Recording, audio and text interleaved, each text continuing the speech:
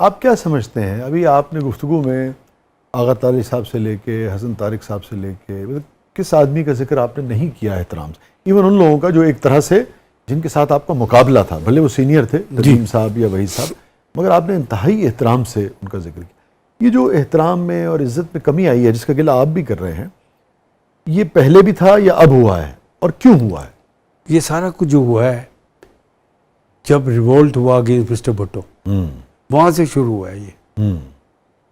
माशरा बदल गया आप समझते हैं उसके बाद? देखें ना आप, जब आपको अपनी वैल्यूज की खत्म हो जाए, बस मेरी वैल्यू ही खत्म हो गई, देन व्हाट, बाकी क्या रह गया? उसके बाद जो एक फीलिंग आई और वो फीलिंग चलती गई, एंड यू नो इट, मैं तो कोई पॉलिटिकल आदमी नहीं हूँ, आई एम फॉर एवरीबडी।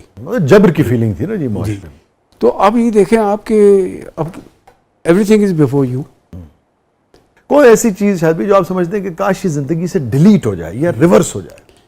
हाँ, कुछ ऐसी चीज़ें हैं लाइफ के अंदर, ज़िंदगी के अंदर, जो मैं समझता हूँ कि जो मेरे बारे में गलत प्रोपेगेंडा किया गया, उसमें सही बातें भी हो सकती हैं, शायद वो निकल जाएं।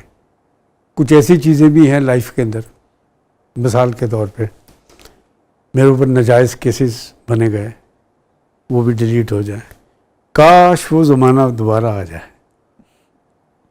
वो ज़माना कि मैं टेक्सला में शूटिंग कर रहा था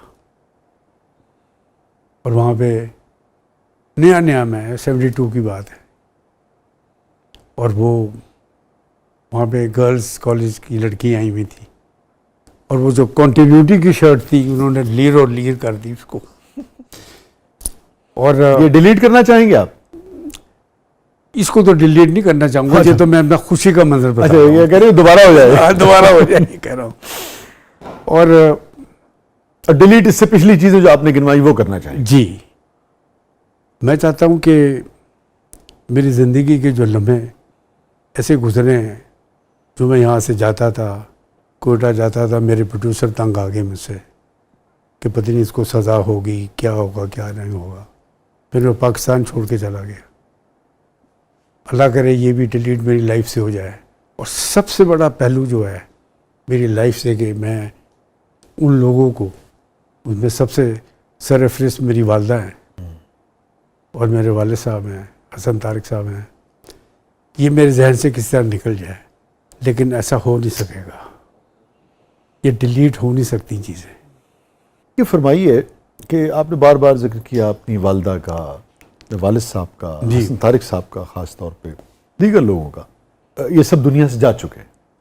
वो लोग जो हयात हैं, इस दुनिया में मौजूद हैं, मगर मुद्दतों आपकी मुलाकात, जैसे आपने बहन भाइयों का जिक्र किया, कहीं भी आपके दोस्त, रिश्तेदार, पुराने साथी, सबसे ज़्यादा किसे याद करते हैं?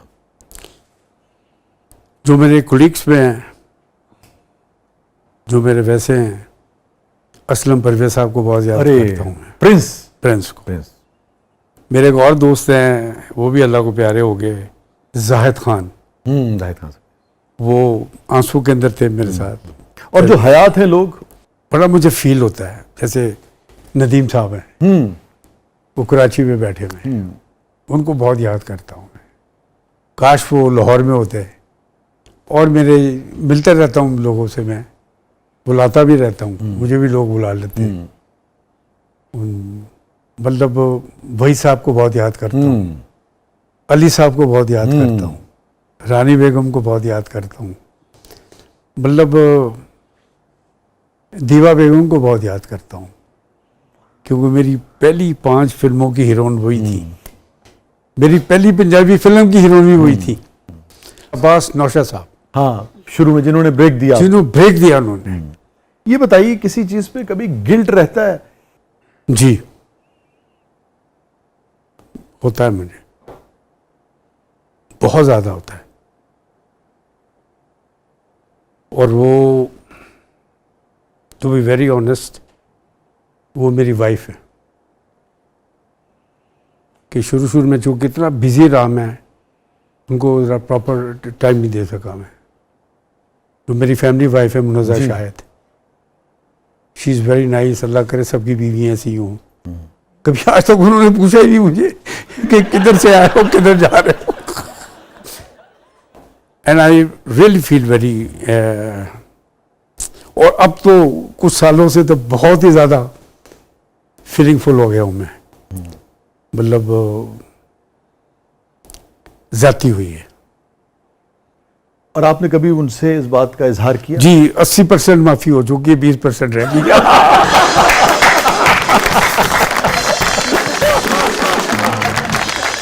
और आप देखिए कि वैसे क्या अच्छी वो खातून है, कैसी उन्होंने परवरिश की जी जी आपके बच्चों की, जी अपने जी बच्चों की, कैसे शानदार। नो डाउट, ये सारे उन्हीं के करामात हैं। बाकी तो कि 20% भी इंशाल्लाह दुआ करें मेरे लिए। हाँ, अल्लाह ताला आपको जी शीरो शकर रखे और बहुत मोहब्बत रखे आपके थैंक घर यू, में, थैंक यू, और बहुत खुशियां दे। Thank you. शायद भाई फरमाइए मेमोरेबल मोमेंट। मेरी ज़िंदगी की ख्वाहिश यही रही है कि मेरा मुल्क पाकिस्तान तरक्की करे। आप बिलीव करें, ये कोई मैं पॉलिटिकल बात, कोई ऐसी मतलब, क्योंकि I have seen a very good time also, मतलब जैसे हम चाहते थे कि वैसा हुआ नहीं। जो मेरा ज़िंदगी में जो वेयर आई फील, और जब मैं, अब तो ये हालत हो गई है जनाब कि करवटें भी बदल रहे होते हैं तो कलमा पढ़ रहे होते हैं। आप बिलीव करें, मतलब एक आता है एक लाइफ के अंदर ना, एक टर्निंग पॉइंट आता है आपकी लाइफ में। मैं आपको सही बता रहा हूँ ये कि when you are,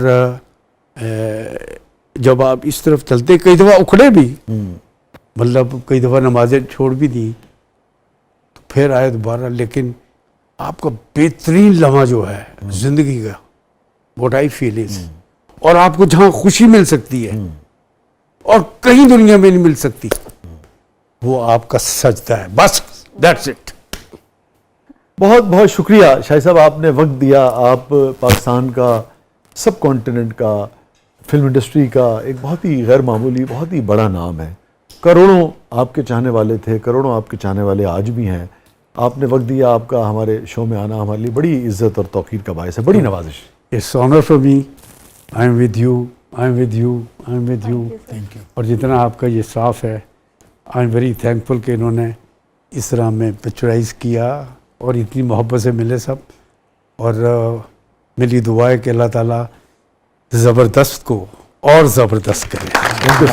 thank you so much, बड़ी बड़ी इज्जत अफजाई। और नाज़रीन, ये था आज का शो। और शाहिद भाई ने, मोहतरम शाहिद साहब ने जिस बात पर प्रोग्राम का अख्ताम किया, अल्लामा के एक शेर मुझे से याद आता है, उसी पर प्रोग्राम का अख्ताम करते हैं। और यही ज़िंदगी की सबसे बड़ी हकीकत भी है, ये एक सजदा जिसे तू गरां समझता है, ये एक सजदा जिसे तू गरां समझता है, हजार सजदे से देता है आदमी को निजात। वाह वाह वाह वाह। शुक्रिया। अपने फीडबैक से हमें आगाह कीजिएगा। इजाज़त दीजिए, अल्लाह।